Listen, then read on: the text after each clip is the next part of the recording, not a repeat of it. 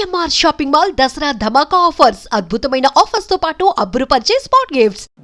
ఎందుకు అడ్రస్ చేయట్లేదు, వినలేదా ఏంటి అంటే లోపల వీళ్ళు చూపిస్తున్నారు, నవ్వుకుంటున్నారు వాళ్ళు. అమ్మ శ్రీజా నువ్వు రా, నీ పెళ్లి చూపులు అది ఇది అని ఏదో పిచ్చిపాటి స్క్రిప్ట్ వేసుకుంటున్నారు వీళ్ళు. సో అయినా కూడా వినపడలేదా అంత గట్టిగా, బయట అందరు నవ్వుతున్నారు, వినపడలేదా అని చెప్పేసి I was worried about it. Because అక్కడ ఖండించాల్సిన విషయం అది యాక్చువల్గా. లేట్ రియలైజేషన్ అక్కడ కొంచెం కోపం వచ్చింది. సో అది కూడా ఎందుకని అంటున్నానంటే జనాలకి నచ్చింది, యు ఆర్ కరెక్ట్ అనేసి ఏదైతే వచ్చిందో ఎండ్ ఆఫ్ ది దాని కంక్లూజన్, అది నాకు నిజంగా చాలా బాగా అనిపించింది. ఎందుకంటే అది సరదాగా చేసుకుని వచ్చింది కాదు, అది డేర్ ఆర్ డై అనే ఒక టాస్క్. ఓకే, చాలా డేర్ ఆర్ డై జరిగింది ఆ రోజు. అందరూ వాళ్ళ దీంట్లో టఫెస్ట్ ఫైట్ ఇచ్చి అందరూ తినేవాళ్ళు బిర్యానీ తిన్నారు, టాటూ వేయించుకున్నారు, డబ్బులు వేయించుకున్నారు, చాలానే చేశారు అందరూ. ఓకే, వాళ్ళ లెవెల్స్లో అందరు బాగానే చేశారు. కానీ ఇవాళ రోజు వరకు కూడా ఆ డేర్ ఆర్ డై అనే ఇన్ని టాస్క్లలో క్యారీ చేస్తుంది, ఏది ఫిజికల్ గాను ఇమోషనల్ గాను క్యారీ చేస్తుంది స్టిల్ ఈ టాస్క్ ఒక్కటే. ఓకే, సో దాన్ని ఒక రకంగా కామెడీ చేసేసారు, జనాలకి నచ్చింది అని అంటే. ఎందుకంటే ఇప్పుడు ఈ వర్డ్ ఏదైతే ఉందో బయట దాంతో ట్రోల్ చేస్తున్నారు, ఈయన అన్న వర్డ్ ఏదైతే ఉందో దాంతో ఎవరిని ట్రోల్ చేయట్లేదు. కరెక్ట్. నేను ఎగ్జాక్ట్ పాయింట్ చెప్దాం అనుకున్నాను. అంటే లాస్ట్ సీజన్ మీరు చూసారో లేదు తెలీదు, చూసుంటే దానికి ముందు సీజన్ చూసారు పోనీ? నేను యాక్చువల్లీ ఫస్ట్ 2 seasons ఆపేసాను. లాస్ట్ సీజన్ లో గౌతమ్ అని ఒక డాక్టర్ గౌతమ్ అతని పేరు, అతను ముందు సీజన్ లో ఉన్నాడు, అందులో వెళ్ళిపోయాడు 2 times, మళ్ళీ తీసుకొచ్చి ఇప్పుడు రన్నర్ అప్ అయ్యాడు అనమాట. యాక్చువల్లీ అతనికి జరిగింది ఇన్సిడెంట్ అంటే ముందు ఈ సీజన్ కాకుండా ముందు సీజన్ లో ఏమైందంటే యావర్ అనే వ్యక్తి, తనకి కొంచెం తెలుగు సరిగ్గా రాదు, అండ్ మేబీ ఇతిహాసాల పురాణాల మీద అశ్వత్థామ అనే పదం అతనికి తెలీదు, అశ్వగంధ అన్నాడు అతను. అశ్వగంధ కాస్త బయట ట్రెండ్ అయిపోయి ప్రతి ఒక్కరు ఇతను వీడియో వచ్చిన అశ్వగంధ అని నవ్వుతూ తెగ ట్రోల్ చేశారు. అతను ఆ సీజన్ అయిపోయింది, నెక్స్ట్ సీజన్కి వచ్చి ఎవరో పొరపాటున ఫ్లోలో అశ్వగంధ అన్నందుకు ఒక రేంజ్ లో ఫైర్ అయ్యి బర్స్ట్ అయ్యాడు. ఆయన చెప్పాడు నేను డిప్రెషన్లోకి వెళ్ళిపోయాను ఆ తర్వాత. ఎందుకంటే పడేవాడికి తెలుస్తుంది నొప్పి, బయటోడికి తెలియదు. ఇప్పుడు చాలా మంది నేను చూస్తున్నాను కింద అందరూ గుండంగులు. నేను ఆ వర్డ్ కూడా నేను తీసుకోను, because I respect that dare task ఏదైతే ఉందో ఇవాళ రోజు కూడా క్యారీ చేస్తున్నాను. దాని తర్వాత కూడా అగ్ని పరీక్ష గ్రాండ్ ఫినాలే జరిగింది, దాంట్లో కూడా నేను యాక్చువల్గా బికాజ్ ఇమోషన్స్ ఎట్లా కనెక్ట్ అయి ఉన్నాయో చెప్తాను. దానికి I use to prepare this biotin లడ్డూలు ఇంట్లో, massager, rosemary water, rosemary oil, అన్నీ కూడా ఒక ఇమోషన్ ఆ పర్సన్ ఫీల్ అవుతున్నారు. ఆబ్వియస్లీ ఇది గ్లామర్ ప్రపంచం, మన లుక్స్ మ్యాటర్ ది అట్మోస్ట్ గా మ్యాటర్ చేసేది లుక్స్ మనకి. సో డెఫినెట్ గా అది జనాలకి నచ్చి ఉండొచ్చు. నాకేమనిపించింది end of the day at least దాన్ని టెలికాస్ట్ చేయకపోయినా పర్లేదు, మీరు లోపలైనా డిస్కస్ చేసుకోండి దాన్ని. కానీ బయటికి పోర్ట్రే అయింది ఏదైతే ఉందో ఒక వర్డే, మరి 2 words వచ్చింది కదా అక్కడ, ఒక వర్డే ఎందుకు ట్రోల్ అవుతుంది మరి? అది so that is not the right way to. ఎందుకంటే ఈవెన్ అగ్ని పరీక్ష గ్రాండ్ ఫినాలే రోజు మళ్ళీ షేవ్ చేసుకోమన్నారు, సరే అయిపోయింది అక్కడతో లాస్ట్ అనుకుంటే again he started he's all the process to get the hair తొందరగా గ్రో అవ్వాలంటే. ఎందుకంటే నేషనల్ టెలివిజన్ మీద వెళ్తున్నారు ఆయన, అందరూ కొన్ని కోట్ల మంది చూస్తారు ఆయన్ని. సో డెఫినెట్గా అందంగా అనిపించాలని ఎవరికైనా ఉంటుంది. దట్ ఆ పర్సన్ ఇన్ ఇయర్స్ డిప్రెషన్లో ఉండిపోయి బయటకు వస్తున్నారు అనుకున్నప్పుడు కొంత గొప్ప లుక్సే ఆయనకి కాన్ఫిడెన్స్ ఇచ్చేది. సో ఇప్పుడు ఇవన్నీ మాటలు తను ఆ రోజు మాట్లాడకపోయారు. మీరు చూస్తే నాగార్జున గారు ముందు పెట్టారు లేదా మనకి చూపించలేదు. డెఫినెట్లీ ఆ స్కోప్ ఉంటే హిజ్ హార్ట్, తన లోపల మనసు ఏం ఫీల్ అవుతుందని అని చెప్పడానికి ట్రై చేశారు. సో అక్కడ ఇమాన్యుయల్ ఎమోషనల్ అయ్యారు అని అంటే అది నేను తప్పు పట్టను, కానీ జనాలకి నచ్చిందని ఆ స్టేట్మెంట్ ఏదైతే పాస్ చేశారో దట్ యు ఆర్ రైట్ అని జనాలకి నచ్చిందని అంటే డెఫినెట్లీ అది మీరు టెలికాస్ట్ చేయకపోయినా బాగుండేదేమో. But the person is been trolled out for that. బయట ఇప్పుడు అందరూ కూడా ట్రోల్ చేస్తున్నారు, other person is not getting troll for. Correct. And 1 day మొత్తం మార్చేసిన సినారియో ఏంటంటే 1 dayలోనే జరుగుతాయి. మనకు తెలుసు వీకెండ్ ఎపిసోడ్స్ 2 1 dayలోనే జరుగుతాయి. ఆ 1 dayకి ముందు వరకు ఈవెన్ దో ఈయన రైట్ కాదు అనే ఒపీనియన్ ఉన్న వాళ్ళు కూడా అంత విధంగా ఈయన మీద పడిపోయే అంత స్వభావం ఎక్కడ కనిపించలేదు. అంటే డిఫెండ్ చేసుకునేవారు అంతే ఆర్గ్యుమెంట్. కాకపోతే మీకు ఎప్పుడైతే వీకెండ్ ఎపిసోడ్స్ అయిపోయిన తర్వాత నేను నామినేషన్స్ కనిపించినాయో, నామినేషన్స్ లో ప్రతి ఒక్కరు, ఈవెన్ ఇమాన్యుయల్ కూడా, ఇమాన్యుయల్ ఇప్పుడు దాకా అంత రేంజ్ లో పడలేదు. బాడీ షేమింగ్ అంటే సారీ అన్న అని చెప్పాడు. బట్ ఇక్కడికి వచ్చేసరికి డిడ్ నాట్ డమాష్ అని చెప్పి ఆయన కూడా ఆయన సర్కాస్టిక్ గా మీద పడిపోతున్నాడు. అంటే ఇంకా నాకు పర్లేదు, ఈయన ఆల్రెడీ నాకు సరే జడ్జ్మెంట్ పాస్ చేసి వదిలేశారు, వీడియోస్ చూపించి ఎక్స్పోజ్ చేస్తారు, సో నేను మీద పడిపోయినా. ఈవెన్ బర్నీ గారు కూడా నోరు తెరిచారు నిన్న. ఏమన్నారు, నువ్వు సింపతి గేమ్ ఆడేస్తున్నావు, ఫుడ్ తినకుండా సింపతి. అంటే ఇలాంటి స్టేట్మెంట్స్ బర్నీ గారి నుంచి కూడా ముందు వినలేదు. ఆయన కూడా చాలా క్యాలిక్యులేటెడ్ గా మాట్లాడారు. బట్ ఒక్క రోజు ఎపిసోడ్ వల్ల ఏమైందంటే, నాగార్జున గారు 2 వీడియోస్ ప్లే చేయడం వల్ల ఓకే ఈయనకి ఆల్రెడీ జడ్జ్మెంట్ పాస్ అయిపోయింది, ఈయన మీద మనం పడినా ఆయనదే తప్పు అంటారు అనే విధంగా మారిపోయింది. అంటే ఈయనలో కూడా చాలా మార్పు వచ్చింది. నాకు బాధ ఏమనిపించింది అంటే, అప్పుడు దాకా స్ట్రాంగెస్ట్ గా బాబోయ్ ఈయన డామినేషన్ నేను తట్టుకోలేనేమో అనిపించింది నాకు. అంటే అందరినీ ఈ హౌస్ 14 మంది వచ్చినా సమాధానం చెప్పగలిగిన మనిషి ఒక ఎపిసోడ్ తర్వాత మొత్తం డేలా పడిపోయి నేను ఉండలేను, నాకు ఫుడ్ తినాలని లేదు అని మారిపోయారు. ఈ 2 చేంజెస్ చూసాను నేను ఒక రోజు. మీరు ఏం చెప్తారా చేంజెస్ గురించి? నేను అదే చెప్తున్నాను కదా, యాక్చువల్గా ఇప్పుడు వాళ్ళు ఎక్కడ ఉంటున్నారు, బిగ్ బాస్ హౌస్లో ఉంటున్నారు. అలాంటి సిచ్యువేషన్ ఏదన్నా మన మీద ఒక ఎలిగేషన్ అనుకుందాం, ఓకే, ఎలిగేషన్ కూడా నేను అనుకోవడం యాక్చువల్ చిన్న వర్డ్ దానికి, అది చాలా పెద్ద ఎలిగేషన్ ఆయన మీద పడింది యాక్చువల్గా. అది కూడా నేషనల్ టెలివిజన్ మీద అందరూ ముందు. సో అది కూడా ఇప్పుడు అలాంటి స్టేట్ ఆఫ్ మైండ్లో మనం ఏమనుకుంటాం, అదే మనం బయట ఉన్నాం అనుకోండి, 10 మంది ఉంటారు మనతో పాటు, ఎవరితో ఒకరితో షేర్ చేసుకుంటాం, మనకు ఫోన్లు ఉంటాయి, మనం ఫోన్ చేసి మాట్లాడుకుంటాం, పేరెంట్స్తో మాట్లాడతాం, ఇట్లా వచ్చింది వాళ్ళు 10 రకాలుగా చెప్తారు. ఫోన్లే వదిలేమని కొంతమంది చెప్తారు, ఫోన్లే వెళ్ళి లేదా కన్ఫరెంట్ చేసి మాట్లాడని కొంతమంది చెప్తారు. అలా మనకి చాలా ఇన్పుట్స్ వస్తాయి. సో ఆటోమేటిక్గా మనం బ్రెయిన్ ఏంటంటే ఒక వేని ఎంచుకుంటుంది, దాన్ని ఎట్లా క్లారిఫై చేసుకోవాలనేది వేని ఎంచుకుంటుంది. ఇప్పుడు ఆ హౌస్లో ఉన్నది 15 మంది. ఆ 14 మంది కూడా చేతులు ఎత్తేసారు. చేతులు ఎత్తిందే కాకుండా ఏంటి, ఈయన తప్పుడే మాట్లాడేశారు అని చెయ్యి ఎత్తేశారు.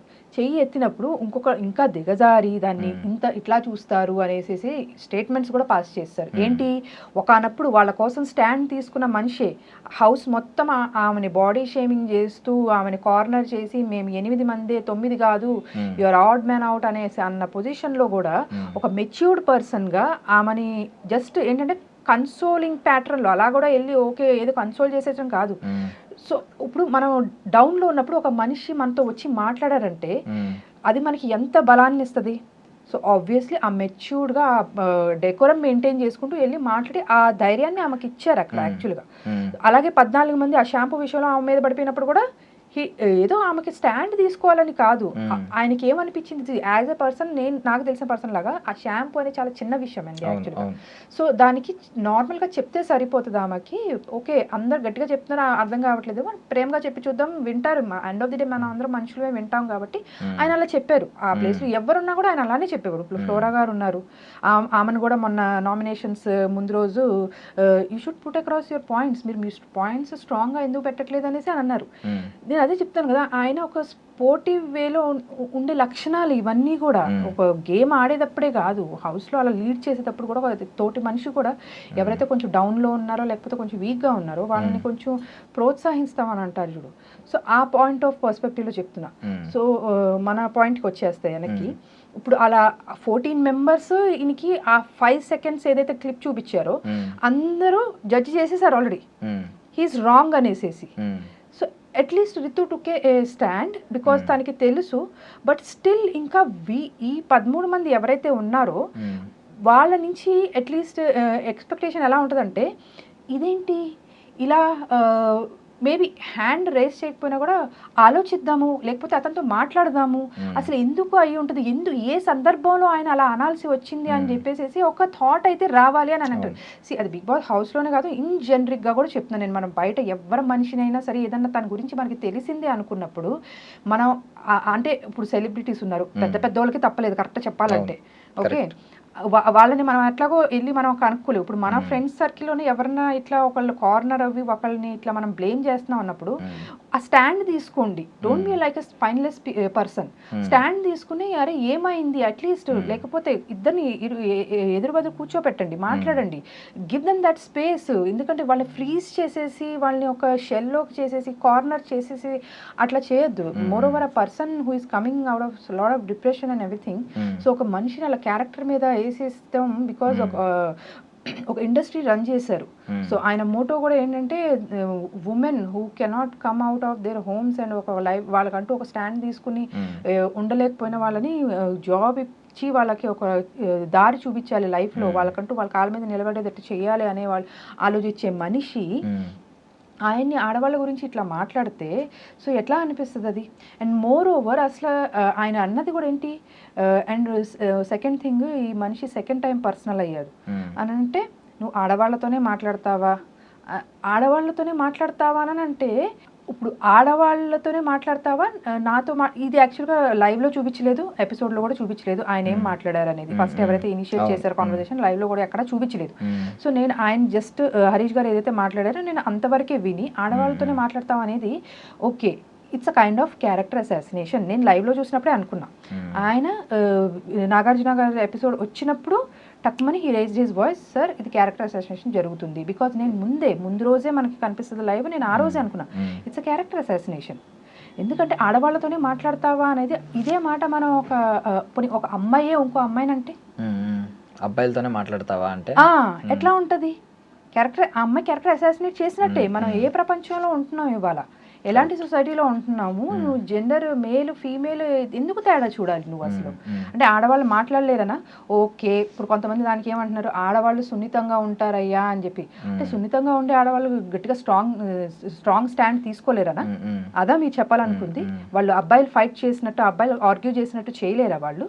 మనం న్యూస్ ఛానల్స్ చూస్తున్నాం ఎన్ని, దాంట్లో న్యూస్ రిపోర్టర్స్ అమ్మాయిలు పెద్ద పెద్ద పొజిషన్స్లో సిఇఓస్గా ఎట్లా లీడ్ చేస్తున్నారు? సో ఏంటి ఆడవాళ్ళు అనేది ఇప్పుడు అది చాలా రాంగ్. అది ఎక్కడి నుంచి వచ్చింది? ఇన్ కేస్ అది ఆడవాళ్ళతోనే మాట్లాడతావా, మగవాళ్ళం మేము సమాధానం చెప్తాము వాళ్ళంటే సమాధానం చెప్పలేరు అంటే, ఆడవాళ్ళు సమాధానం చెప్పలేరు అని అంటే నువ్వు అక్కడ ఆడవాళ్ళని తక్కువ చేసినట్టే. ఎందుకు చెప్పలేరు ఆడవాళ్ళు? దాని తర్వాత ఈ టాపిక్ వచ్చింది. ఇప్పుడు మీరు ముగ్గురు కూడా దాని తర్వాత ఇది ఆయన డౌట్ రేస్ చేశారు. అది అది స్టేట్మెంట్ లాగా నేను హీ క్లారిఫైడ్ హిమ్సెల్ఫ్. కరెక్ట్ చెప్పాలంటే నేను బర్నీ గారితో నాకు డిబేట్ అయింది, తనుజ గారితో డిబేట్ అయింది, ఇమాన్యుయల్ గారితో డిబేట్ అయింది. So he clarified. సో వీళ్ళల్లో ఒక ఆడామ ఇద్దరు మగాళ్ళు ఉన్నారు, నేను ఎవరితోనూ వ్యత్యాసం చూపించి నేనేం అట్లా ఏం మాట్లాడలేదు, ముగ్గురితోనూ నేను ఒకటే టోన్లో మాట్లాడారు. ఆబ్వియస్లీ తనుజ దగ్గర కూడా చూసారు మీరు ఎట్లా ఏమైంది అనేది. తనుజ కూడా బాగానే డిఫెండ్ చేసుకుంది దాన్ని. సో ఎంత స్ట్రాంగ్గా డిఫెండ్ చేసుకుంది, ఆడవాళ్ళు మాట్లాడలేని పరిస్థితి అక్కడ లేదే అక్కడ అసలు. సో ఆయన ముగ్గురు ఇంట్లో హౌస్ మెంబర్స్ ముగ్గురుతో ఫైట్ చేశారు ఆయన. అసలు దాంట్లో ఆడలేదు మగ లేదు, ఆడ మగ అనే టాపిక్ తీసుకొచ్చింది ఆ మనిషి. అది వేయకుండా మరి రాంగ్. అంటే ఇప్పుడు ఈ వీడియో ప్లే చేసినప్పుడు ముందు వీడియో కూడా ప్లే చేసి ఉంటే బాగుండేది అనేది మీ అభిప్రాయం? At least play in the sense 24/7 లోనో మందలిస్తే ఇద్దరిని మందలిచ్చండి. సో ఇవన్నీ ఏంటంటే అలాంటి హౌస్ లో ఉన్నప్పుడు ఇప్పుడు 14 మంది నీ మీద ఒకటి ఎలిగేషన్ సెట్ చేసేసుకున్నప్పుడు ఏంటి, ఆ 5 minutes క్లిప్ చూసేసి నేను నీ మీద సెట్ చేసుకున్నప్పుడు సో ఆ మనిషికి ఇంకెట్లా అనిపిస్తుంది, ఎవరితో మాట్లాడాలి? ఇప్పుడు సంజయ్ ఇప్పుడు ఆల్రెడీ ప్రియాతో డిస్కస్ చేశారు. ప్రియా కూడా she was also in confused mind. నేను ఖండించాల్సిందని ఒకసారి చెప్పింది, తర్వాత నేను ఖండించానని చెప్పింది.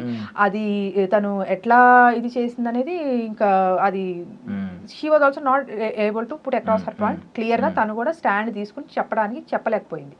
రితు ఏంటంటే ఆయన మాట వింది, రితుతో మాట్లాడారు అట్లీస్ట్ ఆ ర్యాప ఉంది కాబట్టి. సో తను అర్థం చేసుకుంది, రితు కొంత అర్థం చేసుకున్నాక తను హ్యాండ్ అయితే రేస్ చేయలేదు, సరే అయిపోయింది. సో కానీ బట్ స్టిల్ ఇప్పుడు ఒక రాంగ్ నెరేషన్ సెట్ అయిపోయింది కదా అక్కడ. ఇప్పుడు ఈ మనిషిని ఇమ్మీడియట్గా సంజన లెగిసి ఇట్లా చూస్తారు ఆడవాళ్ళని అనేది ఆ స్టేట్మెంట్ ఇప్పుడు ఒక మనిషిని ఎంతగా తొలిచేస్తుంది లోపల. ఏం చేయాలి ఇప్పుడు ఆ మనిషి? ఇప్పుడు ఆ హౌస్లోనే ఉండాలి, ఇప్పుడు తనని చెప్పుకోవడానికి ఎవరు లేరు, నలుగురు కలిసి ఉన్న వాళ్ళందరూ కలిసి ఒక ముద్ర వేసేసారు. సో ఏం చేయాలి ఆ మనిషి? ఆల్రెడీ ఉన్న అట్మాస్ఫియర్లో ఆ కెమెరాస్ ముందు ఉండి రోజు అన్నట్టుగా ఉంటే, సో ఇప్పుడు ఎవరికి చెప్పుకోవాలి? ఇప్పుడు మీరు ఆయన డేలా పడిపోవడానికి కారణాలు చెప్తున్నారు. ఏ మనిషి అయినా ఎంతమంది ఇలా అయినప్పుడు ఖచ్చితంగా ఇలాగే అవుతారని కారణం చెప్తున్నారు. బట్ మీరు ఆయన వైఫ్ గా ఒకవేళ మీకు ఏమైనా ఫోన్ కాల్ ఛాన్స్ వచ్చింది అనుకోండి, మాట్లాడే ఛాన్స్ వచ్చింది అనుకోండి, మీరు సమర్థిస్తారా ఆ చర్యని? ఆయన అలా తిండి మానేసి అలా కూర్చోవడం మీరు సమర్థిస్తారా?